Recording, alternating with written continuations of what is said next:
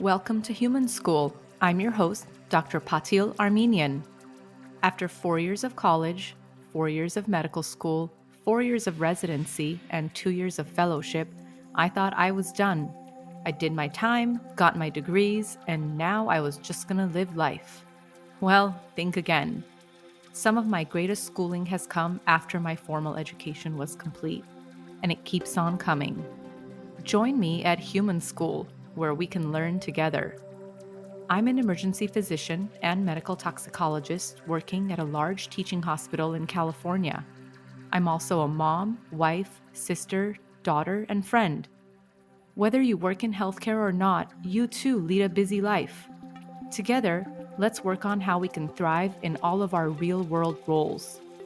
On this podcast, we'll dig deep into what it means to constantly learn and evolve, to be human. Every other week, I'll share some of my personal stories, interview inspiring people, and offer tools to help you learn more about yourself. Being on the front lines in the ER, you learn a lot about life and death. And though my philosophies were born in a busy emergency room, they can apply to anyone trying to live a joyful life here on Earth. Please listen, share, and subscribe to this podcast, available on Apple Podcasts, Spotify, or wherever you get your podcasts. Follow me on Instagram at Human School Podcast, and feel free to let me know what topics or guests you want to hear about. And if you like the podcast, don't forget to rate and review it. Hi, everyone, and welcome to Human School. I speak to one of my peer mentors today, my amazing guest, Dr. Whitney Johnson. Dr. Johnson is an EM, or emergency medicine, physician in Southern California and the education director for the Southwest Healthcare Medical Education Consortium Emergency Medicine Residency, based at the Temecula Valley Hospital. She is also core faculty with MRAP, the largest emergency medicine educational platform, and serves as an associate editor for CorePendium, their online textbook. She did her emergency medicine residency at UCSF Fresno and went to medical school at Georgetown University. But let's not forget, when she was an undergraduate student at the University of California, San Diego, she was named the NCAA D2 National Field Athlete of the Year for setting the bar on triple jump in her senior year. What I'm trying to get at is that Dr. Johnson is an all-star in whatever she does and gets things done. We became friends when she was a resident at the EM program I'm faculty at, and I loved working shifts with her because I knew we would be serious one second and laughing the next, all the while doing the best for our patients. She's educating the next generation of ER doctors with grace, humility, hard work, and humor. And I love talking with her about learning styles, her innovations in education, work-life balance, and everything in between. As she says, be unapologetically you, which is advice that resonates so deeply with me. Let's dive into our conversation. Hi, everyone, and welcome to Human School. Today we have on one of my favorite people, Dr. Whitney Johnson. Hi, Whitney. Hi everyone. Thanks for coming on the podcast. So excited to have you.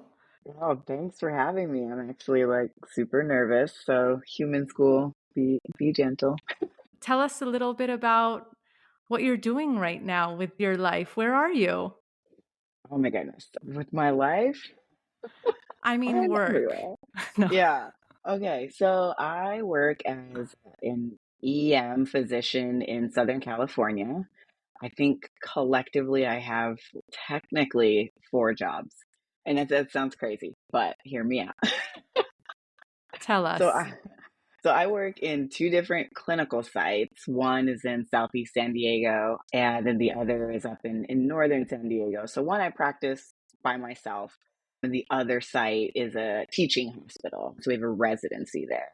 I am the director of education of the residency, and so I've helped design their curriculum, and we are graduating our first class of residents this year.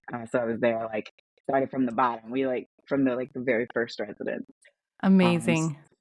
So that's 3 jobs. So 2 clinicals, one as an education director, and then the fourth job, I guess, is faculty member of a major medical education company, and that's been my biggest job so far. And what's that called?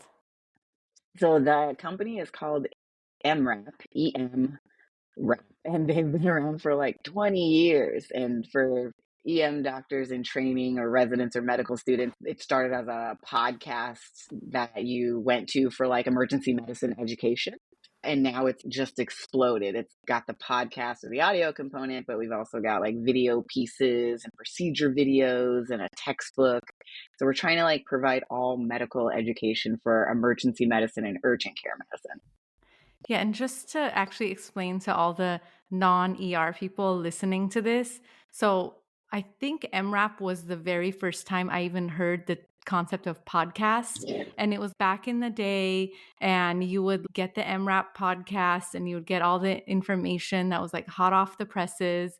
And now it's this whole huge educational thing. And it's so cool because it was the first and it's still like the biggest game in town when it comes to basically teaching people how to be ER doctors.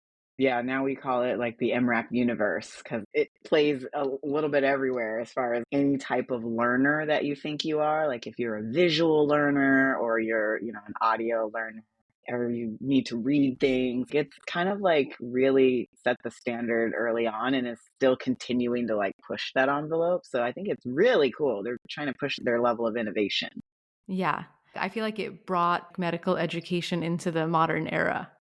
Word, yeah, and now it's like, oh, where do we go from here? Especially with so much open access education. I feel like whether you're a doctor or a patient or a non-doc, right? Like you could go on Google and get all kinds of medical information from anywhere. And so MRAP is an interesting and cool space because it's really trying to provide palatable education to everyone from like early learners, like medical students, all the way to like people that have been out and continuing to practice for years and years. Just last night on shift, actually, one of our oldest attendings who's been practicing since, before I was born, told me about an MRAP episode that he just listened to. And I was like, well, good for you. You're still learning. Still got them. Yeah. So, what exactly is your role with that organization?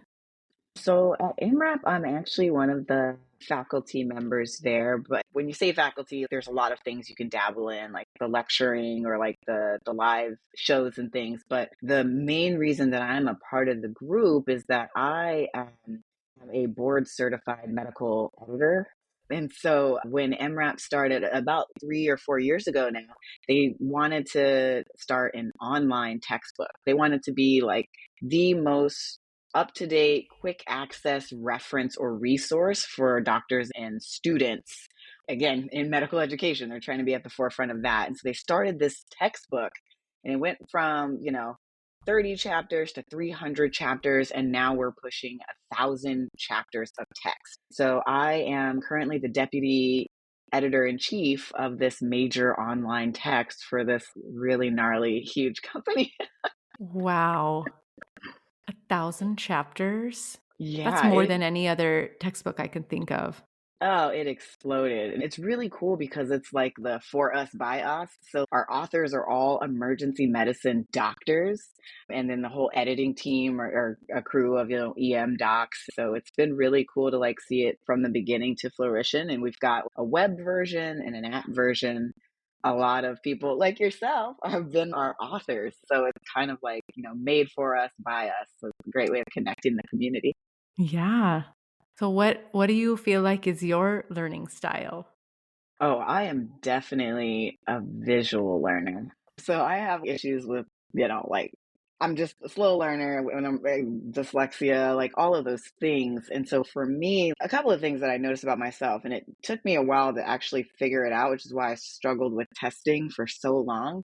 But for me, I have to see the concept. I have to visualize it like on paper and not just reading the words. I've got to like almost pictograph a concept. And when I'm working or when I started working as a practicing physician, I found that I understood things more if I saw it or could relate it to a patient. Kind of like taking these science concepts, but humanizing them. And I think that it stuck with me more because I was like, oh, that was my patient, Mrs. So and so. Oh my gosh, this is why this makes sense. This is exactly what she was trying to describe. So I'm very visual and just, I'm so simple. You got to keep it simple for me. I learn things simply. I teach things simply when I teach my residents. I tell them I'm just a regular doc. So let me tell you something simply. Well, I just think it's so interesting because all of us learn in such different ways. And so that old model of here's the textbook, read it, that doesn't apply to everyone. Actually, I don't think it applies to most people. Oh I my have gosh. never been Yeah. able to read a textbook cover to cover ever. Yeah. Don't tell the other toxicologists, but I've not read Gold Frank's cover to cover because I'm not that style of learner. Just like you, I'm super visual. And then I always need to write things out. Like that's my style. So if I write something, it's in there forever. But if I don't write it, it's not going to stick. Do you feel like your style of learning translates to how you teach? Oh, that's a great question. Yeah, because I do have to see things and write things. So when I really want to teach something, like at the bedside, I'll still pull out like a piece of paper and draw something out. Or when I'm doing more formal rounds, I always just like get up at a marker board and I have to write things out and like draw them. And I think that might be different than some other people. Oh my gosh. I was totally hoping you would say that. So for all of your listeners, Patil was one of my teachers and one of the teachers that really resounded with me, I think, because of that. And I did an extra talks rotation in my fourth year just so I could hang out with the cool It was the toxicologists best. and Patil more.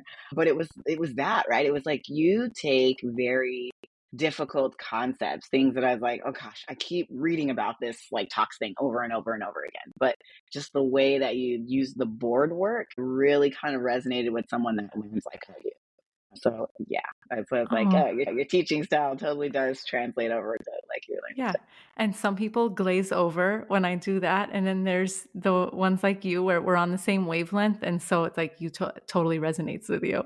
Yeah, and I've never forgotten it. Now. It's interesting. I practice in a community shop, and so we don't have toxicologists where I practice.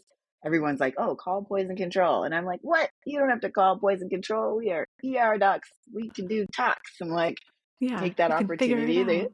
yeah, I like go over the concept with my residents, and I'm like, "Oh man, thank goodness I like had toxicology where I trained." Aw, yay. So We love yes, it. you stuck with me. And warming my heart, my stone cold heart. You've done something I think really interesting in the educational space, which is also to bring in new concepts. For example, you did residency in Fresno, where I work right now, and then now you work somewhere else. But after graduation, you came back and you brought us a whole new curriculum for education. So our DEI curriculum, our diversity, equity, and inclusion curriculum, which also you're doing at your own shop as well now. And first, I just want to talk about what is it like to bring a whole new concept into a place. It was an educational paradigm and idea that none of us had ever had before in emergency medicine. Yeah, oh, I forgot that. So Fresno was the first place that I piloted this curriculum, and so now looking back on it, it's at three programs, and my company, the major education company, has taken it on fully as well, and so they're trying to produce it on a major scale. So that will be coming out next year. Awesome. And so, yeah, this whole curriculum development thing that was a passion project for me has now really taken hold in a formal sense. So I think that's really cool because so diversity, equity, inclusion, I think it's always been around. It's always been the crux or the core of why we want to be good doctors for our patients. But obviously, there wasn't as much of a title or a name put to it like you're seeing in medical education now. So much of that stemmed from all of the politicized things in the United States over the last few years, with the death of George Floyd and Breonna Taylor and just concepts of police brutality, and so all of that kind of that level of advocacy put a name to what it is that we've already actually been trying to advocate or really kind of put at the forefront of our patient care. It's interesting because initially it was a very siloed term, but to me, it's about being a holistic doctor, right? So you can't really understand why your patients are having issues when they're coming to you unless you understand things about them that might be contributing to that, be it, their socioeconomic status, be it how their ethnicity or their cultural beliefs plays into why or why not, as far as their medications they're using, even how they're interacting with their doctor. There's so many like components of that that we didn't really teach our learners in their formal education. You just kind of figured it out as you went. Or for some people that come from lower socioeconomic status, they like got that as a physician through their lived experiences. Now I Hmm. think there's definitely been a movement or a push to really infuse that into medical education, because at the end of the day, that's what it's about, treating our patients like humans.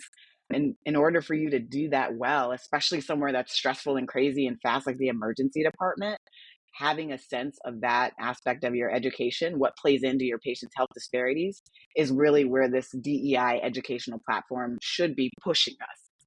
Yeah, and I love that, in the way that you kind of structured it for us and how we've taken it moving forward is really understanding our own community and the backgrounds of every single type of person involved. And then also with the things that you should think about, but you don't as often as you should. For example, you had done a post recently about if you have like a hearing or visual impaired patient and things you can do to make them better. Like if someone's visually impaired, make sure you hand them the call button in their hand and these like little things. But every human is so different. And we do need to acknowledge that and treat everybody the way we want to be treated.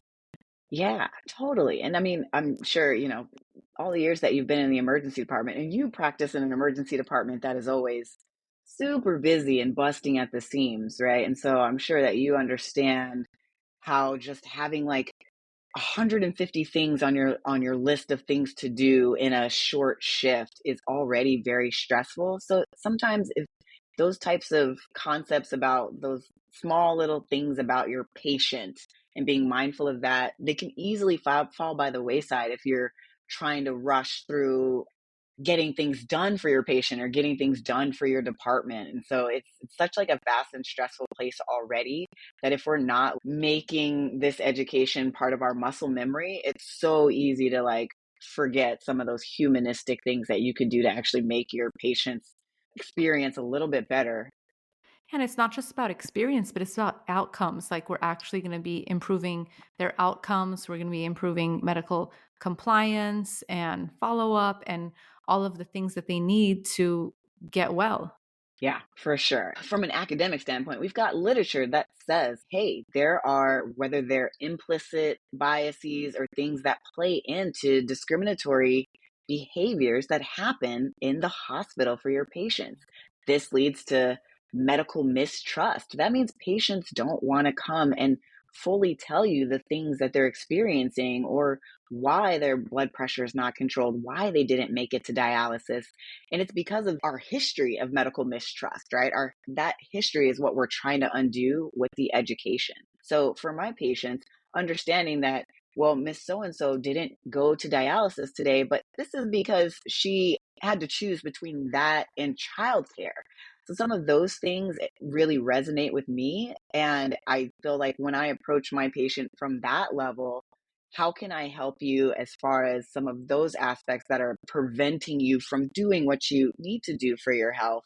But there might be certain barriers, be it transportation, access to food, money, whatever. I think we need to do better jobs of that as a physician, and that will make our patients trust us with more of their care, both, like you said, for their compliance, but also in just divulging some of that information to us when we're in the department. And too frequently, we like leave it to the social worker, like, oh, well, I haven't, all the diagnoses, all the dangerous things are ruled out. Like, oh, issues getting home. Okay, let's call the social worker. But I think some of that we can kind of help support even our social work team by knowing how to navigate those systems or educate our patients as long as we're informed. Yeah. And I think that the more we learn about it, it's like the more it just becomes ingrained. Like you said, it's just this is our norm. So for example, I had zero education about anything regarding anything social through all of med school and in residency, it wasn't really a thing. But now I feel like residents that start in the beginning of residency or even now in med schools, and it's just incorporated as like this is a part of your normal education, then I think just watch a few years from now, it's just gonna be, I don't know, more of this like normal thing as opposed to, oh, we're having a new discussion here, because none of this is new. These are topics that are as old as man. Yeah, for sure. Yeah. And like I said, I'm in the same boat as you, even though it hasn't been that long since I graduated, which tells you that the formalization of this education is still relatively new. I graduated in 2020, and it definitely wasn't in my medical school training, and it was in that last year, I think, of my residency training that we even started trying to figure out how to formalize or navigate that aspect of medical education. But now it kind of holds the attendings, right, feet to the fire a little bit, because you are getting medical students who are transitioning to becoming doctors in training who have some base of this education, and they're looking to you not just for advisement on the medicine, but also how to interloop all of the health disparities and the social aspect of this that they're learning about, like, from the beginning. So it's pushed me to be even more like informed, because I know my residents are going to have questions about that aspect. I've had to learn so much more in like the last few years because now we talk about it and it's great. I mean, these are topics I've always loved talking about and reading about. Yeah, and I mean, I'm sure that you probably have the same experience, but for so many of us, it was a lived experience, right? Like, I am an Afro Latina from literally nowhere, right? I grew up the poorest of the poor. And so the things that I understand from my patients, I only understand through that lens of, like, having grown up with some of those barriers that Yeah. would have potentially impacted me had I ever had to go to the hospital, right? But I grew up in a time where it was like, oh man, try not to go to the hospital because we can't deal with this bill. So my mom was like, Yeah. you better be bleeding. And then just like on the, we're both women doctors, and let's just talk about that for a second. But when I started residency, we only had two female faculty in our whole department. And we had one trauma surgeon who was a woman. And like that was it. Those were the only women we were interfacing with who were above us in ranking. And now over half of our faculty in our emergency department is female. So it's like even just that. And Right. And so let's talk about that, right? Because even though we've moved the needle with diversifying, like, what your medical faculty looks like, I mean, from the female perspective, right? The issues around gender pay gap disparities, gender promotional disparities, women in leadership, we're still acknowledging and seeing those areas or those deficits. But where are we with moving the needle with that? And so that's why I'm hoping that these conversations continue and that we're putting people on notice and holding people accountable for this. Because there's one aspect of this that's about the education, right? Like, we all know what's happening, or we're all learning to speak the right terms or say the right things. But the second aspect of this is, what are you doing to put it into practice? That's where we really yes. change things. And I think the thing that is a little bit different about the educational structure that I've been putting together at these places is that, as you've noticed, when you come, right, we have that foundational, like, here's some of the information. This information is rooted in this history or in this literature, this research.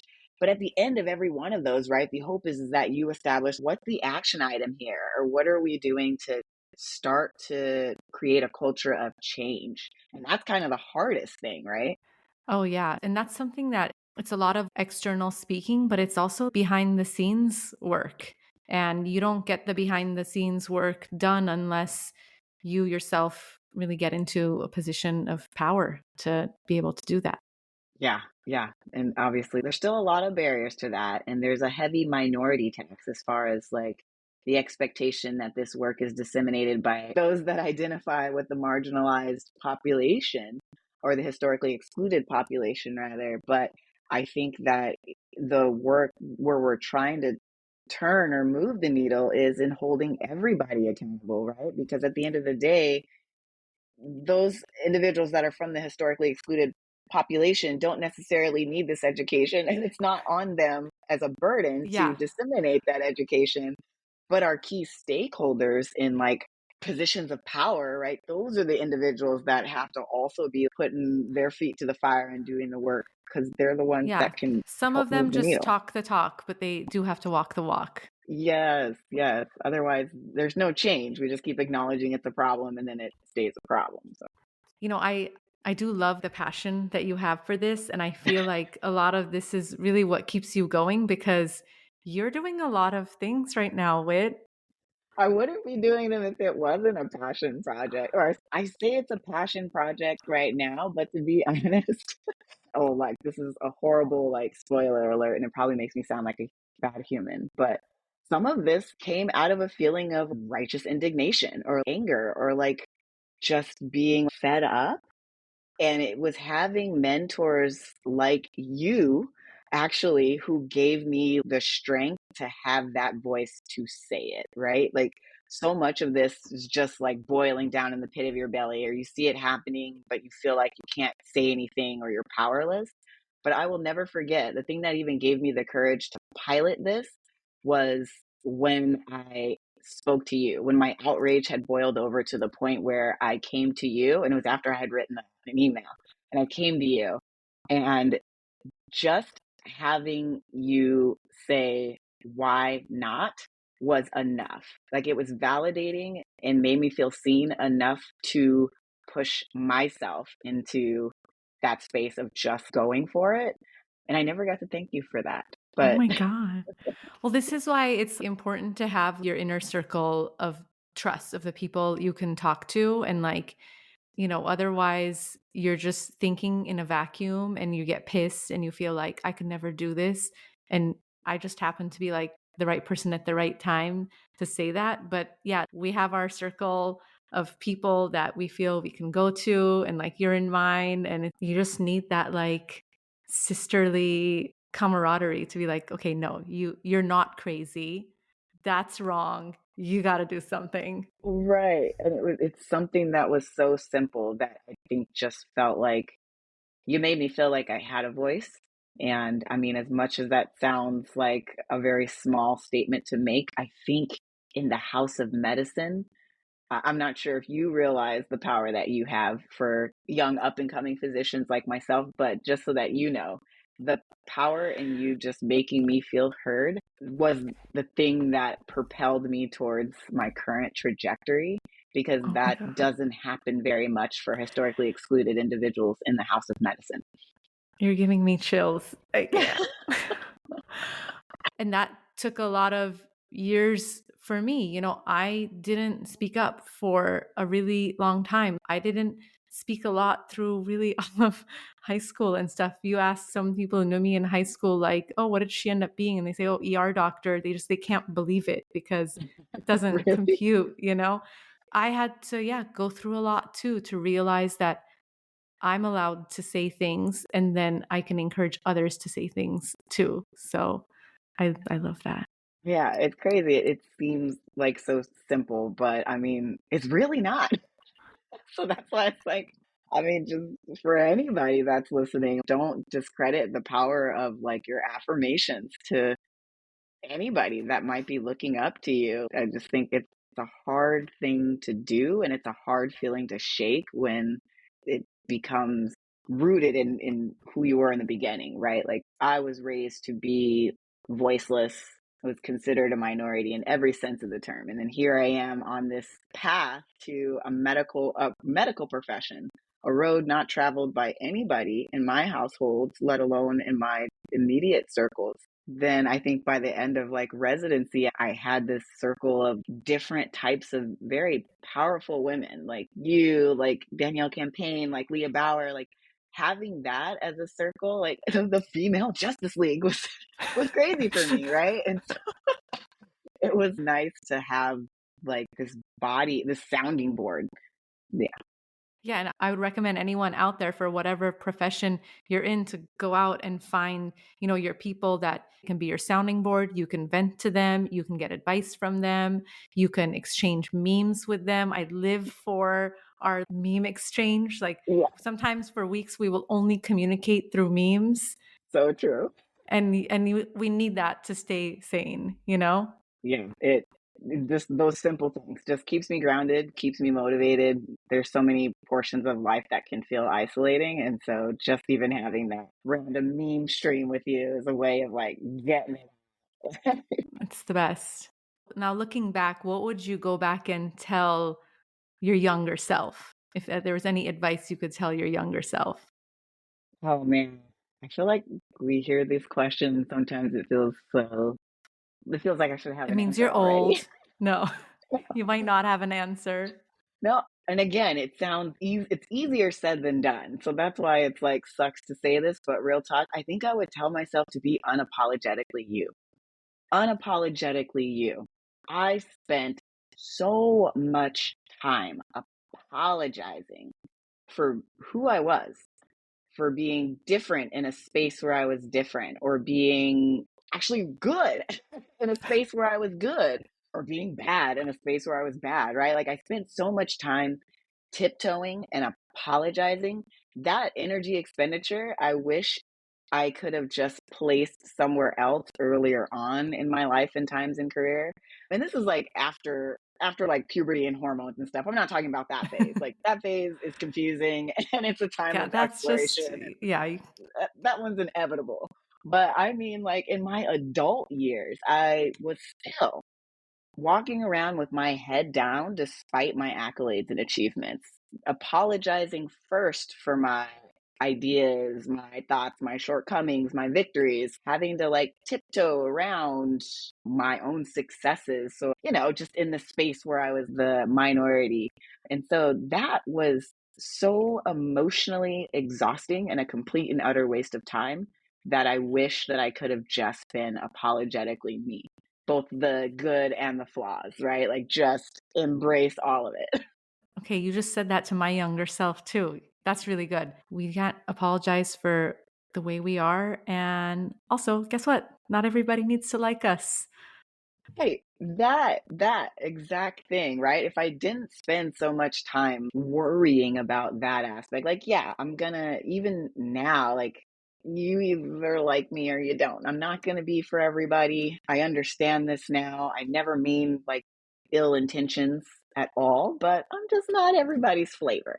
Like Yeah, not everybody's shot of tequila. But I think but you are if I everybody's shot of mezcal. oh, right. But I think if I had grasped that, like, even 10 years earlier, I think that the time wasted or the energy expenditure there could have really been put in more positive places, both for myself and my own personal wellness, but also just for, like, life in my career and things like that. Yeah. So, okay, this is human school after all. So, what do you feel like is the current lesson you're maybe in the middle of right now or something you recently learned? Current lesson, I can't do it all. Oh man, tell me about it. It is just not as much as we wanna wear the cape, sometimes you just gotta be okay with the bun and the pajama pants that day. We as women, I feel like we wanna be seen, in an equitable light, and we wanna be powerful in everything that we do because I feel like we've always got to work twice as hard to get half as much, or there's at least been that historical feeling that in my internal dialogue, which is super toxic to myself. But like wanting to be powerful in all these spaces, I think I just would like to. I'm learning to give myself grace and understanding that there are some days, like I said, where it is pajama pants and the bun, baby, and just making my bed and maybe vacuuming one room is the achievement of that day. Oh, you vacuum? I can't even get to that. I make my boyfriend vacuum. This is about equity. Yeah, good. No, it's true. You can't do everything. You just can't. You just have to pick a few things and try to do those things well and say, that's it. That's all I've got for today or this week or this month. I'm still learning. It's a tough pill to swallow, and I'm like, find that I've made myself too available. And I always say yes because I'm trying to be, the champion of Stoke for anybody that I feel like needed the support that I didn't get. All of those things is sometimes just not possible every single day at 100%. And so I'm trying to learn to like give some grace to the fact that not every day is going to be a superhero kind of day. And it isn't for any of us. Like we're all faking it till we make it, honestly. Mm. Well, and it's better to like start those things now as opposed to 5 years from now after you've completely just fried yourself with everything. Yeah, and I'm not great at it every day. I'm still like failing at that horribly, thinking that I can handle like 28 million things. But there's always just humbling experiences that have been like, okay, this is the lesson you're still learning. Like, stop it. No, it's constant with me too. Please don't think that I have my, you know what, together. That's why I'm doing this podcast because I'm trying to get everybody else's tricks so that I can figure it out better for myself. That's why I love the name of this podcast, Human School. Because, like, that part we haven't figured out, no matter how much we think we've got it together. Like, just as humans, it's just we are inevitably flawed and got to keep Yeah, learning that. nobody's figured it out. So that gives me comfort just to know Me too. nobody's really figured it out. Me too. Me too. So, what are you doing to relax, reset, take care of yourself nowadays? Okay, this I don't have figured out. I am really bad at this. And so I think one thing that you had talked to me about that I found interesting and I haven't been able to institute very well, but I keep saying I'm going to do it, is like those 0 days, which are like deciding like once a week that there's just like a day of nothingness. I'm working my way up to that. I Maybe you can't could do quite like get a there. 6 hour chunk to start with. Ri I need to start with smaller bites because anytime that I think, "Okay, today's gonna be a 0 day," then I, like, put in a Zoom meeting or, like, I do some editing and I'm like, "Okay, that doesn't count." So that's not really like a rest and relax, but that's like my future ideal rest and relax. Right now, it might literally just be, like, me in my chanclas with my mezcal binge watching Saved by the Bell. Yes. And you travel a lot.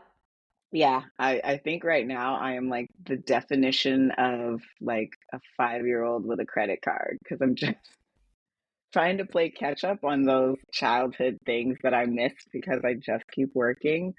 So like my pantry's just full of snacks, nothing that really equals a full adult meal, and I just try to like travel because I want to see the world that I feel like I miss. What's the last place you went to? The last place I went to it was actually a work trip, so I don't know that it really counted because I was pretty stressed out during it, but I went to Greece. I went to Rhodes. I was kind of bummed out because I didn't go out and see it like I should have because I was trying to prepare for a talk. So yeah, I might have to do that one again. What was your last non work trip? My last non-work trip was a trip to Tokyo. That one Ooh, I did right. Like I found that my traveling self is again like a tiny fat 5-year-old. Like the only reason I go anywhere is to eat. So I just spent like 9 or 10 days cruising through Japan and eating, just finding every hole in the wall I could and sampling everything. I love that. That was great. And that was the closest that I came to not checking my emails. So I was proud of myself. It's baby steps. It's all about baby steps. What was the last trip you went on? I feel like you're a woman that's always got 150 million things on your plate. Well, actually, I took all of June off. We started a wellness sabbatical program in our department. Actually, I kind of started it where faculty that have been in the department for 6 years or longer, every 5 years, get a month off paid. And so for mine, my husband and kid and I, we went to England, Scotland, and Denmark. I love that. Love the wellness sabbatical. And I checked That is out awesome. for the first time. I actually sent that out of office email thing. And so Uh-huh. for a month, I didn't check email. And it was It was really, the first week was stressful, and then I just like somehow forgot all about it. And it was amazing. I'm going to have to do a whole podcast episode about sabbaticals, but highly Oh my gosh. recommend. And I think it's really important, especially in emergency medicine, to have these breaks. Yeah, to truly be unplugged. I feel like we don't really do anymore. So I'm definitely going to be looking for that episode from you. I'd never done that. When I finished fellowship and then before I started my faculty job, I had taken a month and a half off. So that was 12 years ago. And that was the last time I'd had a break like that. And what made you do it? What made you finally say, like, okay, no, I need to send the out of office email? It's weird. Everything you do, you feel like, oh, I'm trying to set the tone for everyone else. I felt like I'm the one who came up with this idea and I'm going to be the most hardcore about it to show people that you can do this. So I'm going to set the standard of actually fully checking out. And I did. I love this. So you are like prolifically propagating 0 days and wellness sabbaticals. I'm about that. Yeah, I'm like, you got to turn off to turn back on. We have to recharge our batteries. Yeah, yeah. I feel like we forget that, or you think like when someone says that to me, I'm like, oh, but I had a day off this week. Does that count? And I feel like if you're not careful, like even on your days off, you're still like adulting. You're doing, even just the things around your house or groceries or laundry, those types of things is not a fully off button. So I like this idea of wellness sabbaticals. Well, I love hearing about all the stuff you're doing, which is so amazing. I mean, you're a prolific educator and you're going to be doing great, great things. And I'm just happy to be here on this ride with you, Whit. Thank you for mentoring me through this. Like, I feel like you've been mentoring me since I was a resident and you didn't actually know it. I had no idea, but I feel like the tables have turned. I feel like now you mentor me and you don't even know how much you support me when I'm down in the dumps and I'm like, why am I doing this? And then I just get something on my phone from you and it brightens everything up. It's probably a dumpster fire meme that's like, I'm feeling like this today, aren't you? I'm like, yes. No, but it's great knowing that I can also equally be your sounding board like you are for mine. That way I don't feel like I'm always just burdening you with my questions and stuff. It's nice to know that we're like supporting each other. So thank you. I mean, it's like you just get to the point where your peers are your mentors. And so it's like we just lean on each other. Because when I look around, I have my, older mentors. But at this phase, I feel like I want to hear more about what are the people who are in the trenches with me up to and how are we going to do this together?